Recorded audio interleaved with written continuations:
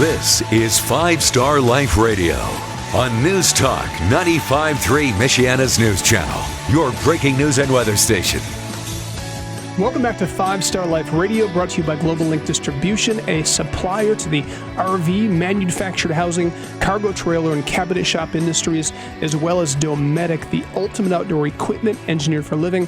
Dometic and Global Link Distribution are proud sponsors of 5 Star Life Radio. I'm Coach Seth. You're listening to 95.3 MNC, and I'm joined in studio with my co-host, Coach Mia. Thanks, Seth. So in our last segment, we were talking about comparing ourselves to other people, and especially with kids, it's a little dangerous sometimes when they go down that path. And you were just kind of giving tips for parents of how to steer your kid away from that. And can you kind of elaborate on that? Give us some more tips. I think one of the things that as parents we can do is just in real time as it comes up.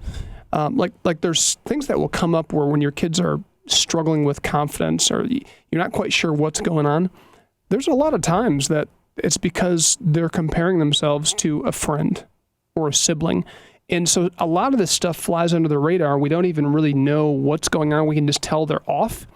And it's just a matter of just asking, like, hey, what's going on? You know? I didn't like the way I did in this project, or I'm not getting along with so-and-so. What's going on? Well, there's often this comparison thing that takes place. And as you can just kind of dive into it and just say, listen, and we've had this conversation with our sons. We have 3 teenage boys many, many times. And I would put it on repeat. I wouldn't just say, hey, I'm going to have this conversation one time and that's done. But we're constantly telling them, do not compare yourself with your siblings. Do not compare yourself with your friends. Now, there's a healthy competition, like you're trying to lift weights, you're trying to excel at a sport. I mean, yeah, you compare where you're at, but that's not like a toxic comparison. I'm talking about toxic comparisons where when somebody else rises, it makes you feel insecure. I know when I was in school, and I'm not sure if it's this way anymore, teachers were huge into that. They were always comparing you to your siblings, and especially if they were smarter. You felt like you were less than. It's horrible. And what that is that's horrible teaching, and it's also horrible parenting when we as parents do it, and then grandparents sometimes do it. Mm-hmm. And you know why people do this, like psychologically? People do that out of fear and out of control. So if a student is struggling, they think the way to motivate that student is by negativity, by comparison. That, okay, if I can shock you into thinking about your sibling who was a model student, maybe that will cause you to rise up and do better. And it's just bad psychology. It's actually toxic. It actually is damaging and does the exact opposite of what you intend. So the unintended consequences are that student feels less than, and now you drive a wedge between them and the peer or the sibling, because now you've pitted them against each other, right? You've created this undertone that maybe it's never spoke about, but there's this, I'm never going to be as smart as my sibling. I'm never going to be as good as my sibling. And they start to resent that sibling instead of just letting that student stand on their own 2 feet and leaving the siblings out of it, leaving any peers out of it, leaving any comparison out of it, and just saying, hey, Johnny, listen, man, I think you can do much better than this. Like you're just, how do you feel? Do you feel like you're doing your best work? And usually students are really honest and they'll say, no. Mm-hmm. And then you just ask them, why not? Why don't you give me your best effort? And this is where the conversation has to shift to value. And this is where teachers and parents, we've got to shift the conversation to value, because if they're not investing in that class or in that activity or whatever it is, that's a value issue.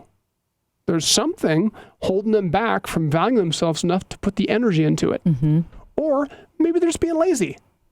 So address the issue, but don't bring these other exterior issues in that really convolute the main issue and really discourage kids and cause mind games and insecurities.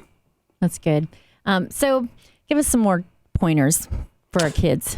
So I think the other piece is you have to make sure that you are your kid's champion.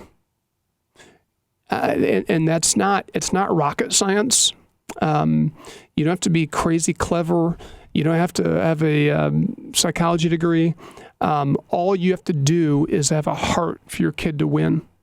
And all you do is every single day, you have it on repeat and you celebrate and praise their strengths.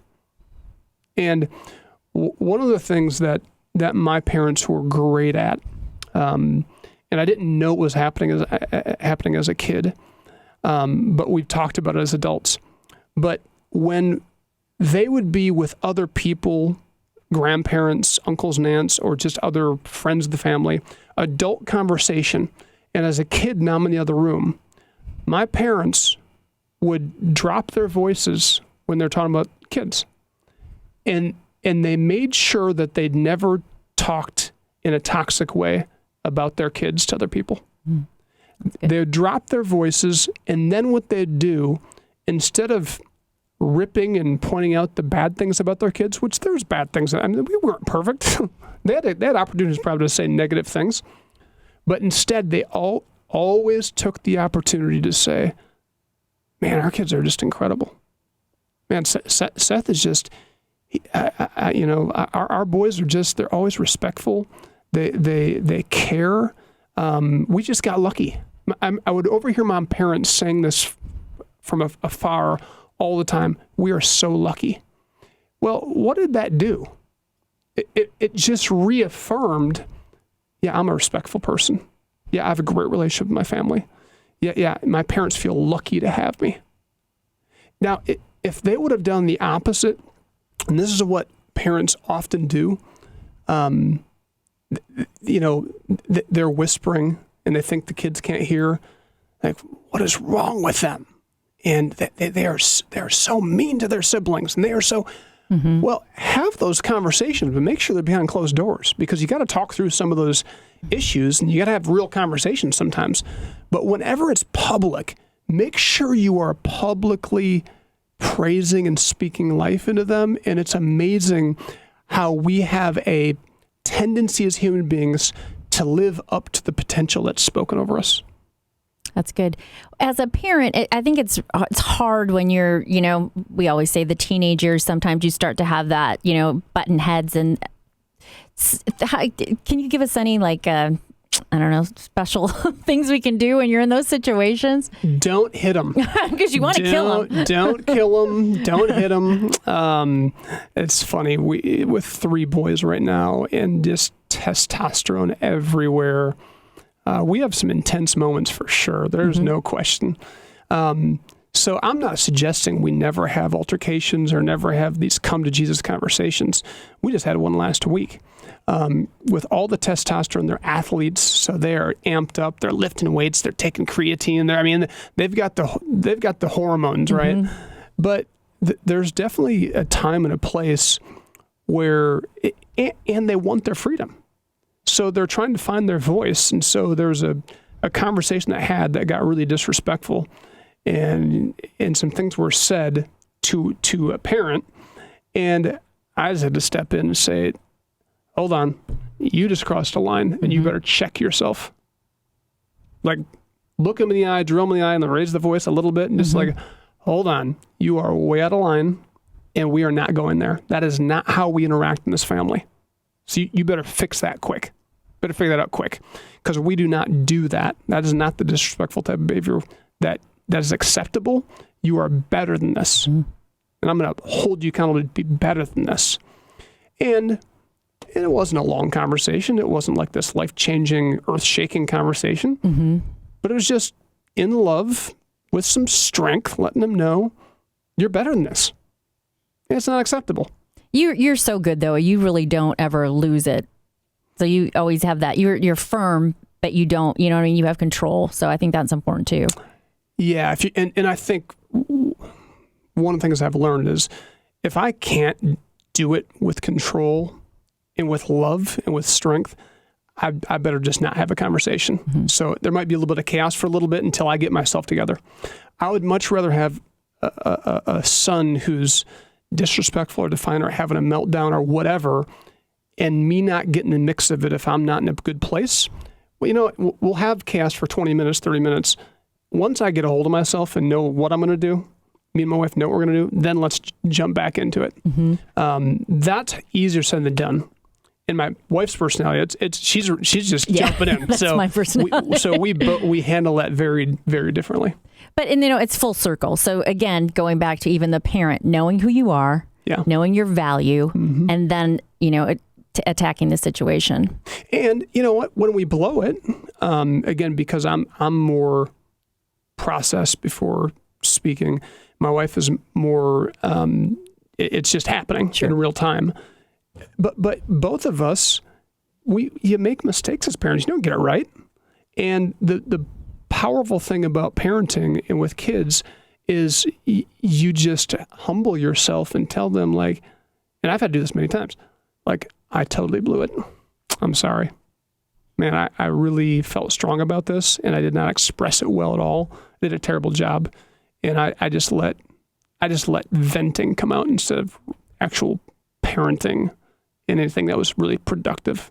My bad. Forgive me for that. I don't want to do that again.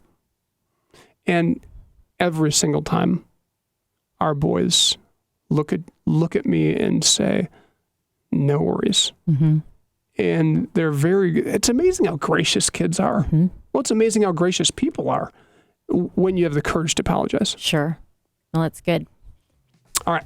Going to take another quick commercial break. We'll come back with more 5 Star Life Radio after this. This is 5 Star Life Radio on News Talk 95.3 Michiana's News Channel, your breaking news and weather station.